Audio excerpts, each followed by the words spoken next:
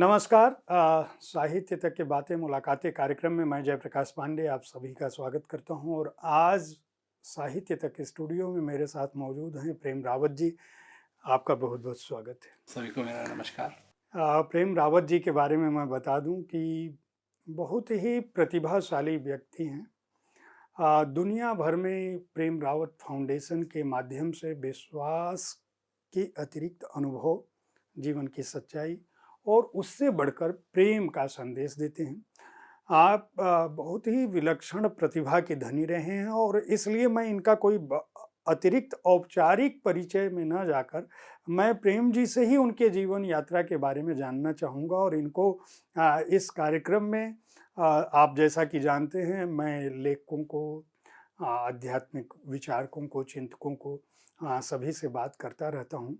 तो हमारे लिए ये खुशी की बात है कि अ, वर्तमान में अमेरिका को अपनी कार्यभूमि के रूप में और यूरोप को अपने कार्यक्षेत्र के रूप में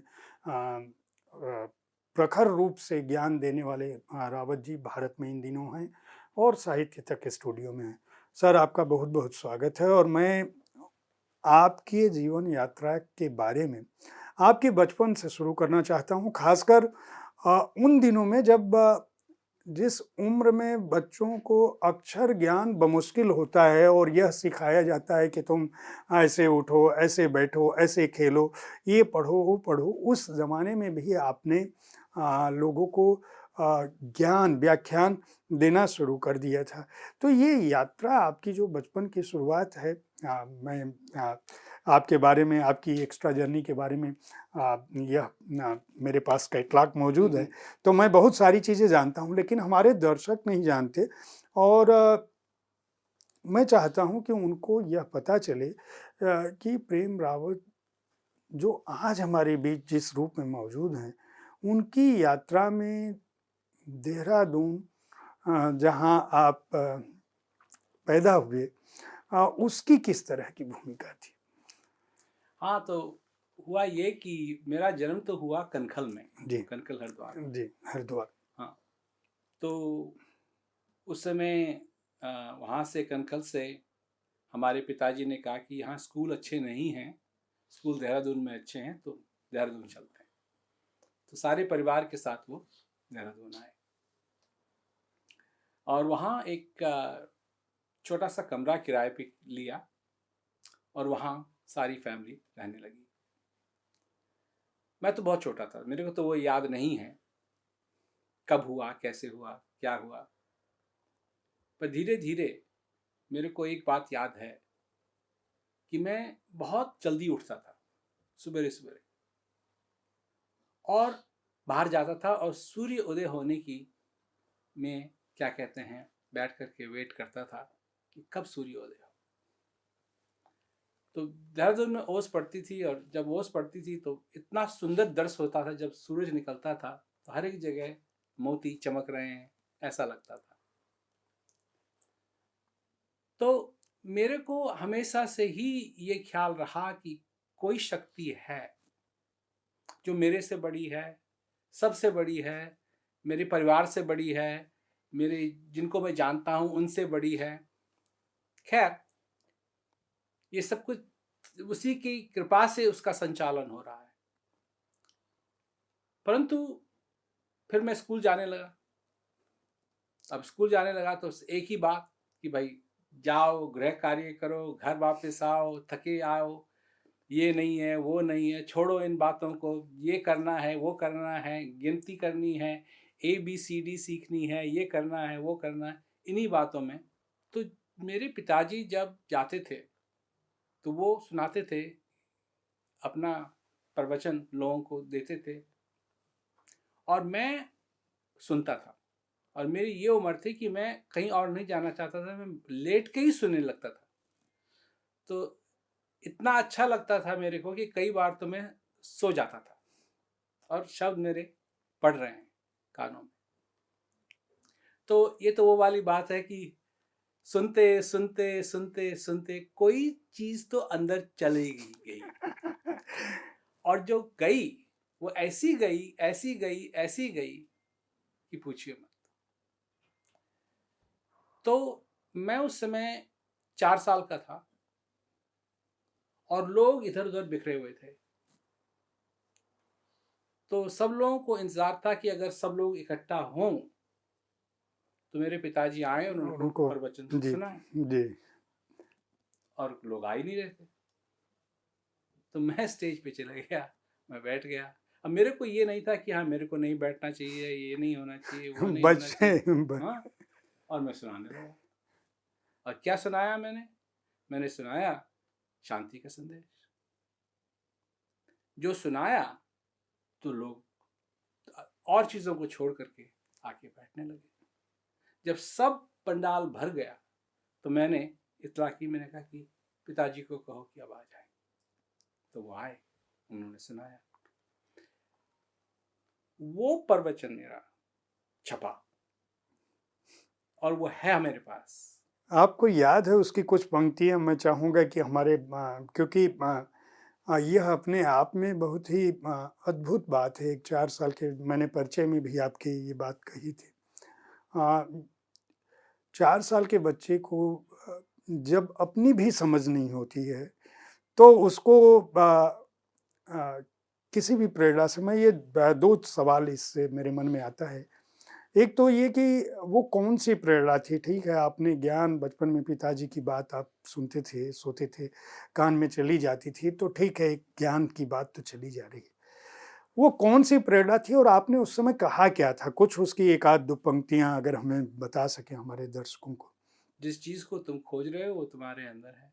शांति जिसकी तुमको ज़रूरत है वो तुम्हारे अंदर है। अपने को खोजो, अपने को जानो, अपने को समझो और तुम उस चीज़ को समझ जाओ। आपको उस समय पता था कि आप जो कह रहे हैं उसका अर्थ क्या है? ना। ठीक। तो यहाँ से चलिए आपकी तो चलिए 4 साल में आपने कह दिया, लोगों को जुटा दिया, आपकी एक ख्याति हो गई होगी कि चलिए ठीक है, इस बालक के अंदर कुछ मेधा है। आपने ये जानना जो आप कह रहे थे, उसको समझना कब शुरू किया? और जो आपकी औपचारिक शिक्षा है, आज आप पूरी दुनिया में आपके जानने वाले एशिया, यूरोप, अमेरिका, लगभग सभी महाद्वीपों में हैं और 100 से अधिक देशों में आपकी अपनी व्याप्ति है। आप किसी न किसी रूप में आपकी वहाँ मौजूदगी है, चाहे आपके संदेश जा रहे हों या आपका फाउंडेशन काम कर रहा हो, आपके समाज सेवा।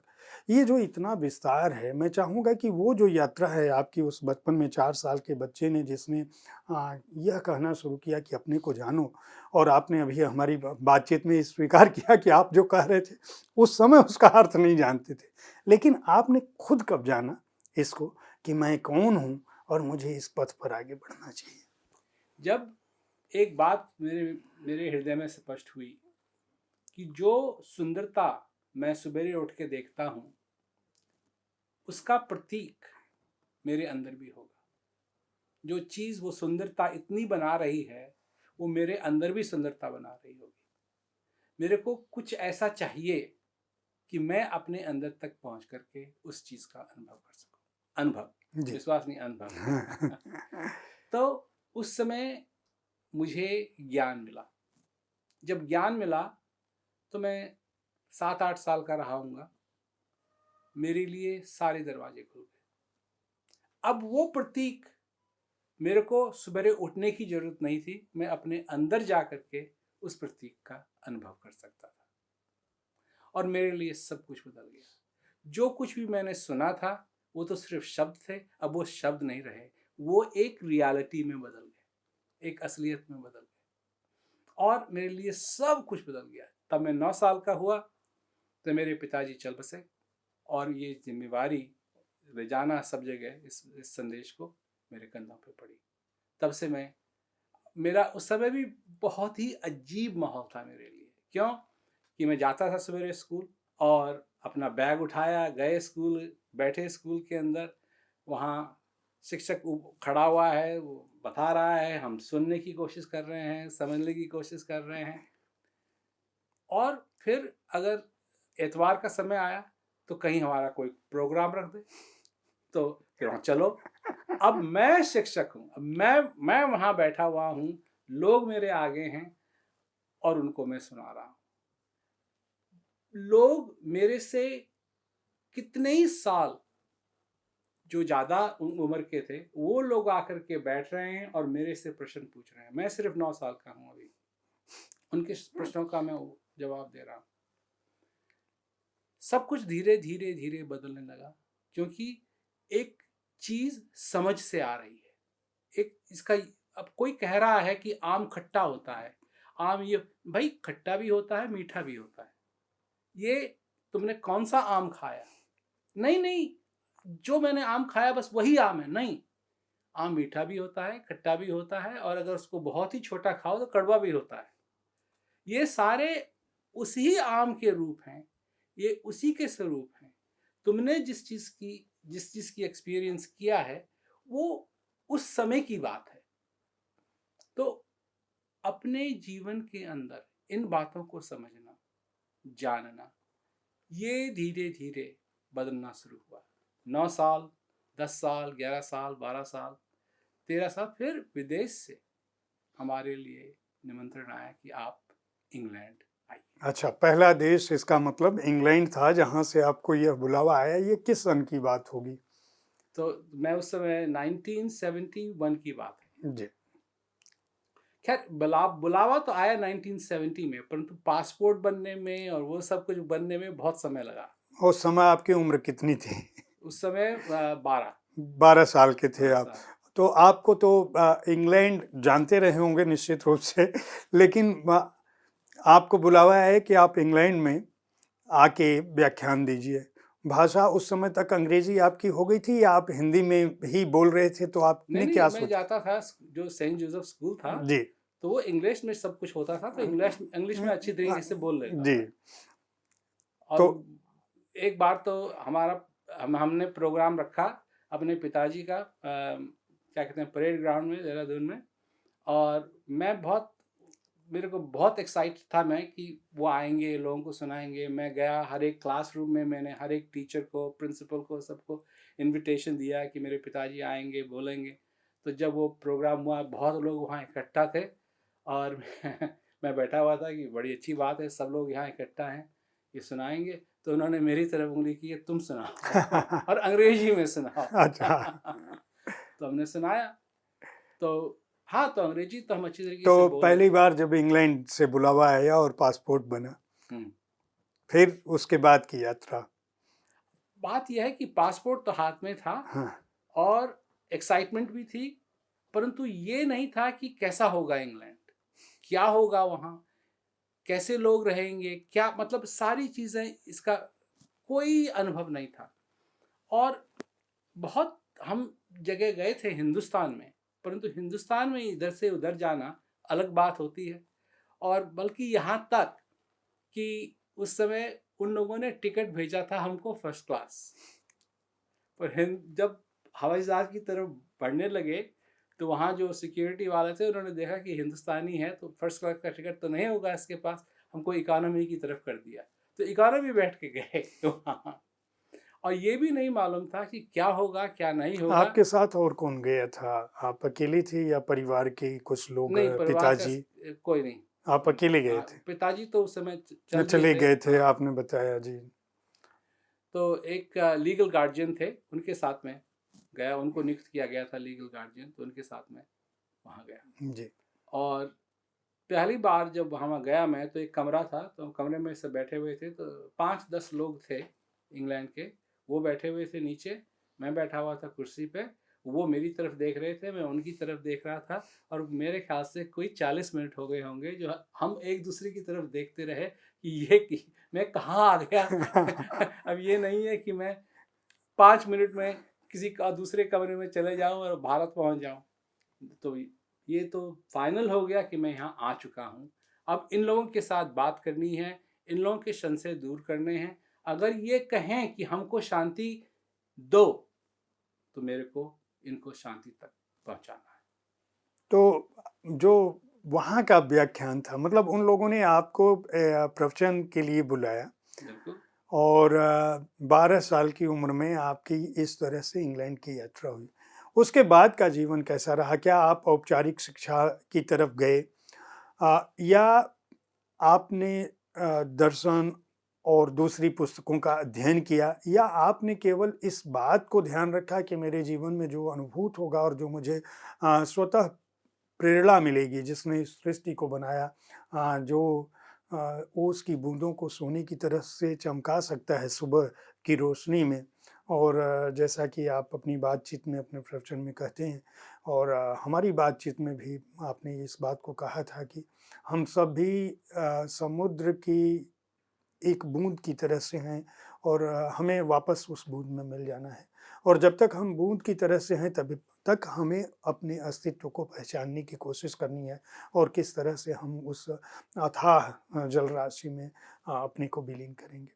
तो ये जो 12 साल की उम्र, 4 साल की उम्र का जो आपका अनुभव था, जो स्वतः प्रेरणा से आपने जो प्रवचन शुरू किया, मैं क्या यह मानूँ कि यह आपके मैं प्रारब्ध को मानता हूँ, तो मैं ये मान सकता हूँ, मतलब मैं ये सोच सकता हूँ कि आपके प्रारब्ध में ऐसा लिखा था कि आपको यह होना है। लेकिन चूँकि आप जो बात कहते हैं उसमें अनुभूत की बात ज़्यादा है, तो उसके बाद की जो यात्रा थी वो कैसी थी, और आप औपचारिक शिक्षा की तरफ गए या नहीं गए?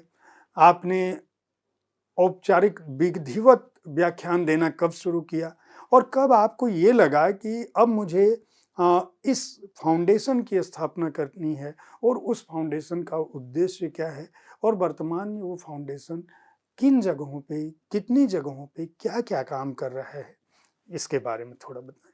तो सबसे पहली बात यह है कि जब मैं इंग्लैंड में ही था तब अमेरिका से इनविटेशन आया कि आप आइए। तो मेरे को मालूम है कि अच्छी तरीके से घंटों घंटों मैंने बिताए अमेरिकन एम्बेसी के आगे, ताकि हमको वीज़ा मिल सके। तो कहते थे अब कल आओ, फिर कल आओ, फिर कल आओ, फिर कल आओ, फिर शनिचर आ जाता था, फिर एतवार आ जाता था, वही हाल। खैर, जब मैं अमेरिका, जो कुछ भी रिसेप्शन मेरा हुआ इंग्लैंड में, जो लोगों ने अपना इंटरेस्ट दिखाया, उससे कहीं गुना ज़्यादा अमेरिका में था। अच्छा। और अमेरिका में तो उस समय एंटी वियतनाम वॉर का वो सारा सिलसिला चल रहा था और लोग बट रहे थे। तो इस शांति के संदेश को सुन के उनको और भी अच्छा लगा और वो बहुत इंटरेस्टेड हुए। देखिए, मैं हमेशा सीखना चाहता था।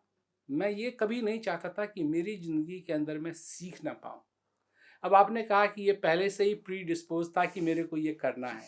अगर आपने ये पहले ही, जब मैं 4 साल का था, ये बता दिया होता तो मेरे को मेहनत करने की ज़रूरत नहीं पड़ती।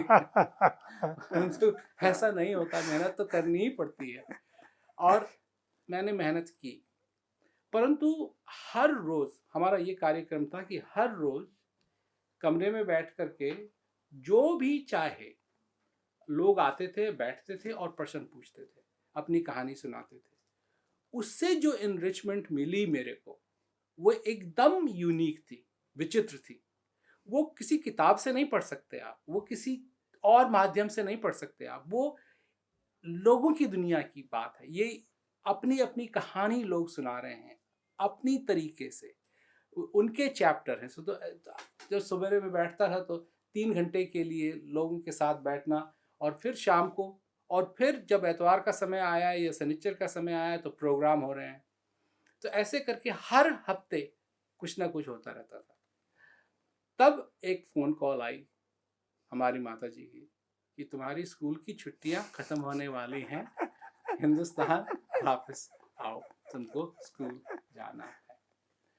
तो मेरे को अच्छी तरीके से याद है कि काफ़ी देर वो बात हुई। तो मैंने कहा कि अगर मैं स्कूल भी गया और सब कुछ हुआ तो मेरे को तो करना तो यही है, तो मैं कर रहा हूँ अभी। और अब ये समय है और लोग आ रहे हैं। तो उस समय फिर ऑस्ट्रेलिया से भी इनविटेशन आया, जापान से भी इनविटेशन आया, जगह जगह से इनविटेशन आने लगे। तो हम गए।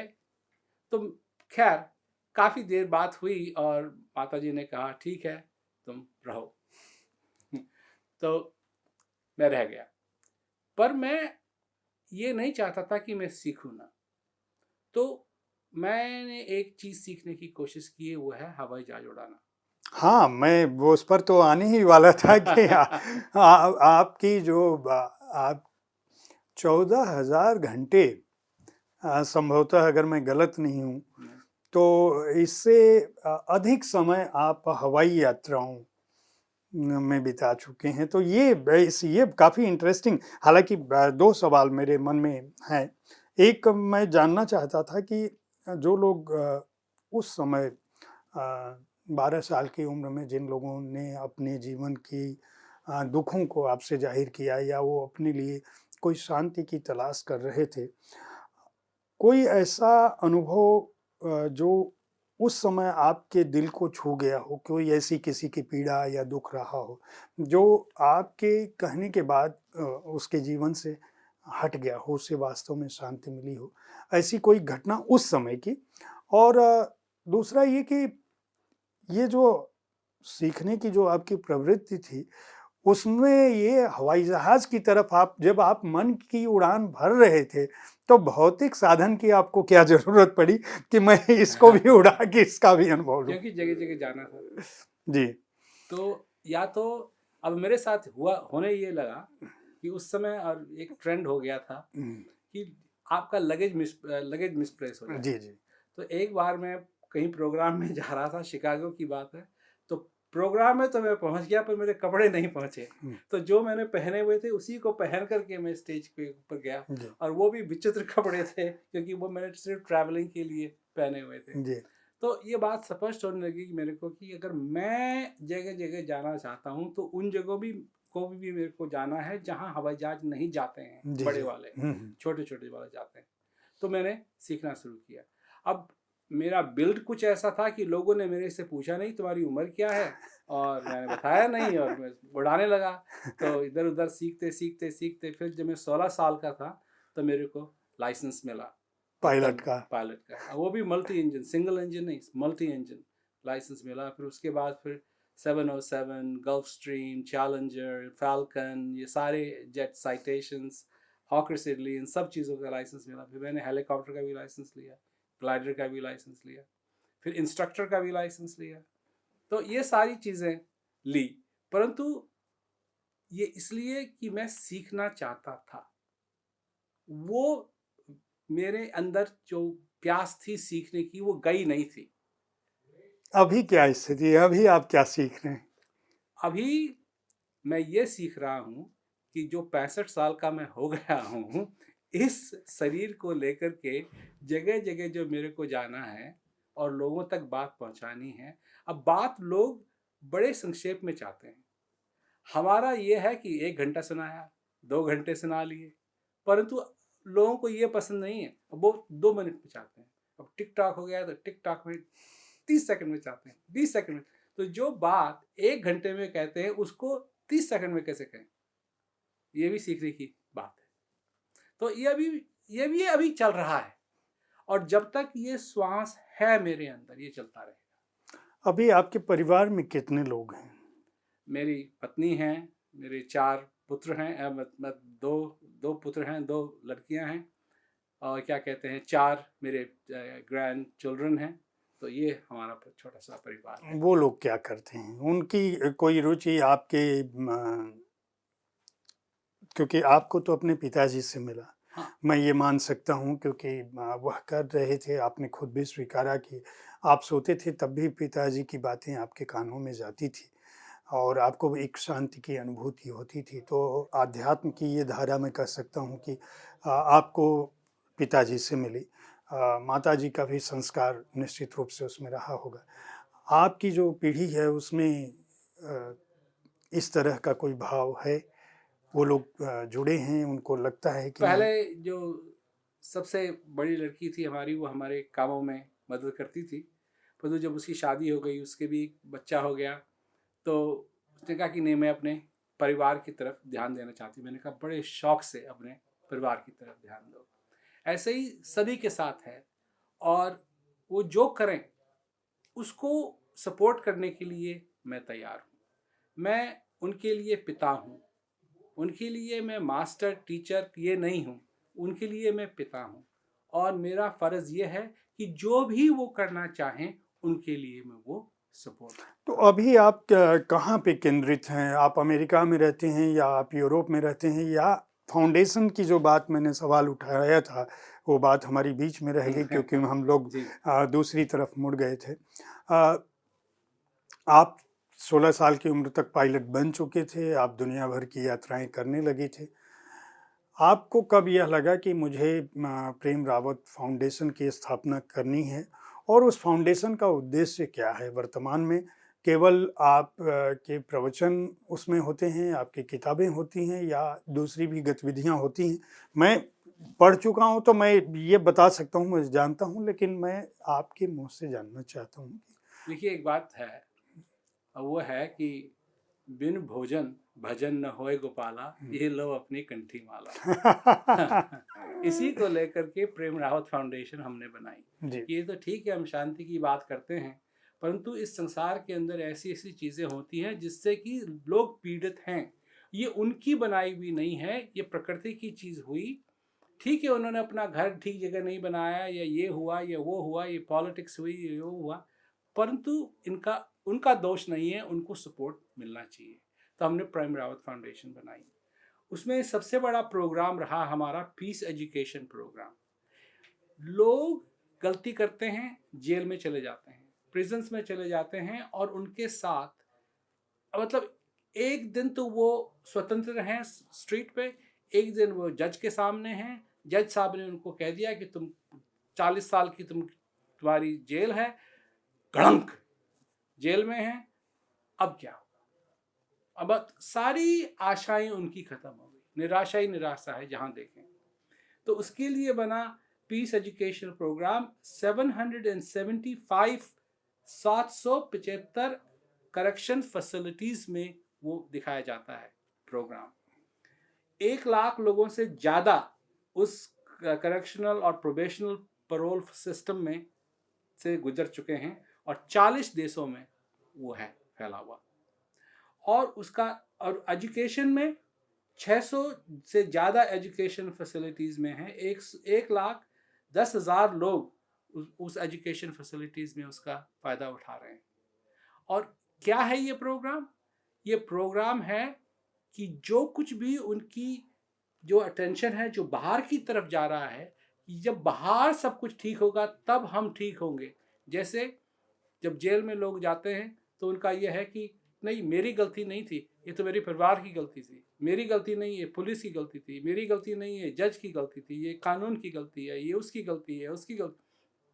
जब वो अपनी तरफ देखेंगे तो वो समझेंगे कि मैं क्या कर सकता हूँ इसके बारे में।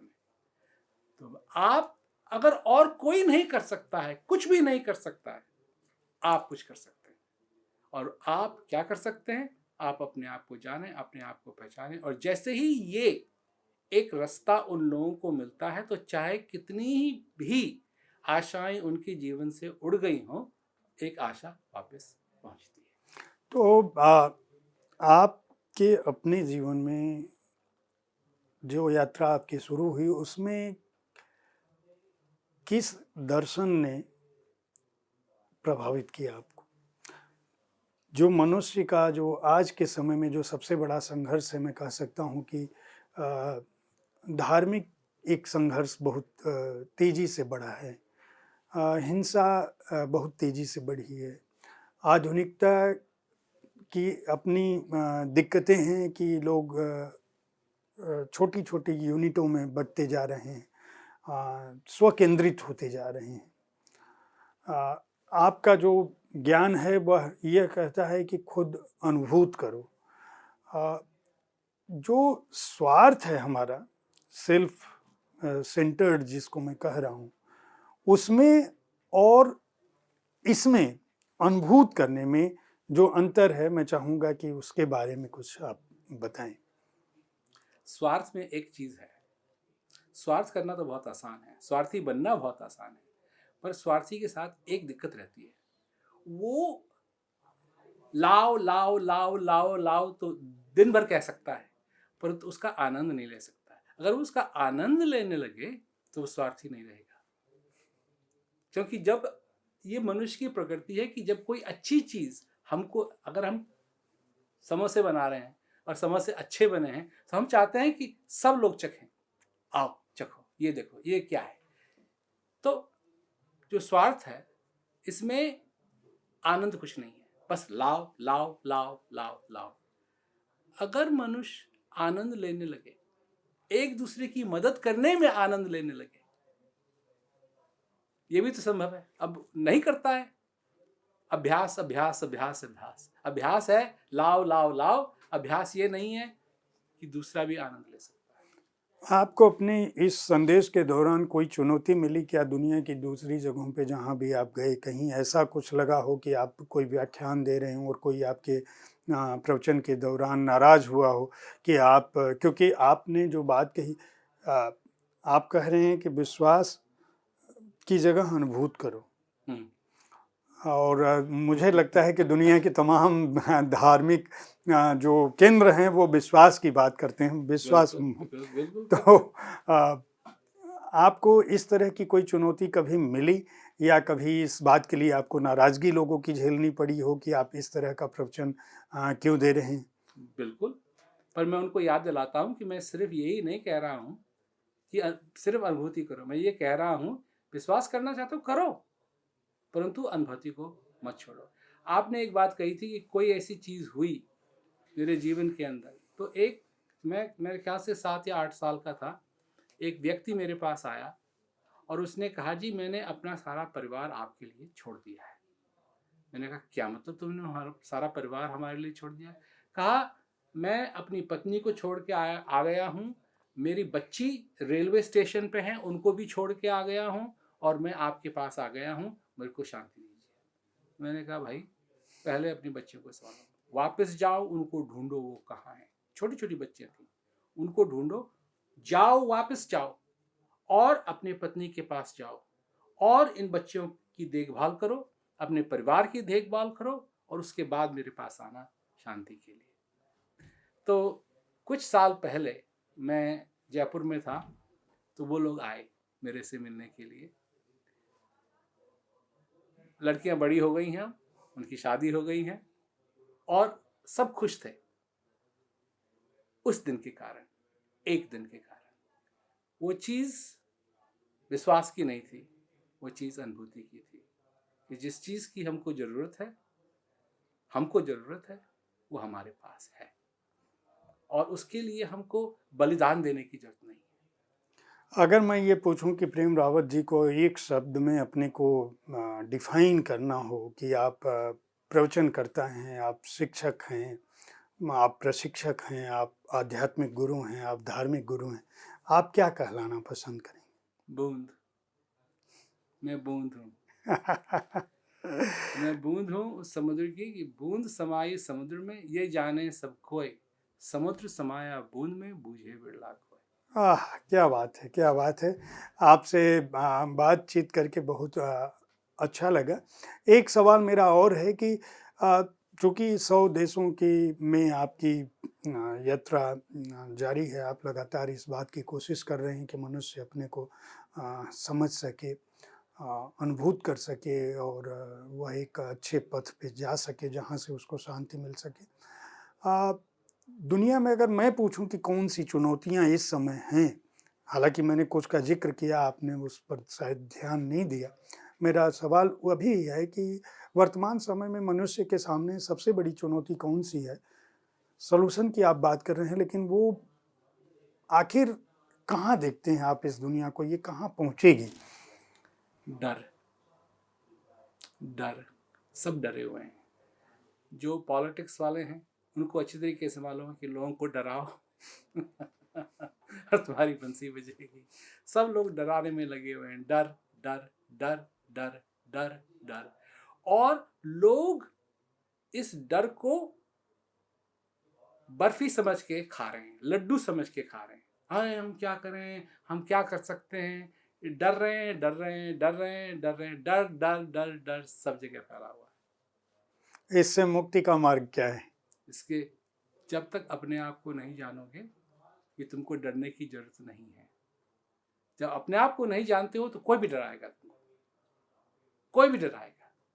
अब एक बार एक व्यक्ति था, तो वो गया एक जाने माने आदमी के पास, तो कहा कि जी मेरे को बहुत ही चिंता रहती है, मेरे पलंग के नीचे बहुत सारे क्या कहते हैं भूत हैं और वो भूत मेरे को सताते हैं, कुछ कीजिए, क्या करूं, मैं तो बहुत ही परेशान हूं। तो एक दिन उन्होंने महाराज ने उस बात बताई कि भाई तुम क्या कर सकते हो। दूसरे दिन कुछ लोग उससे मिले कि भाई तेरी संशय खत्म हो गया। खत्म हुआ। कहा बिल्कुल खत्म हो गया। कहा क्या हुआ। कहा मेरे गुरु ने बताया कि जो पलंग के जो क्या कहते हैं पैर हैं उनको मैं काट दूं। तो जैसे मैंने पलंग के पैर काट दिए वो भूत खत्म हो गए। तो ये वाली बात हो जाती है। बहुत अच्छा लगा आपसे बातचीत करके। बहुत बहुत आभार साहित्य तक स्टूडियो में पधारने के लिए। आप ऐसे ही मानवता के प्रति जो आपका संदेश है उसको फैलाते रहें, अच्छी अच्छी किताबें लिखते रहें और लोगों को ज्ञानवान बनाते रहें। धन्यवाद। आपका नमस्कार। कृष्ण को नमस्कार।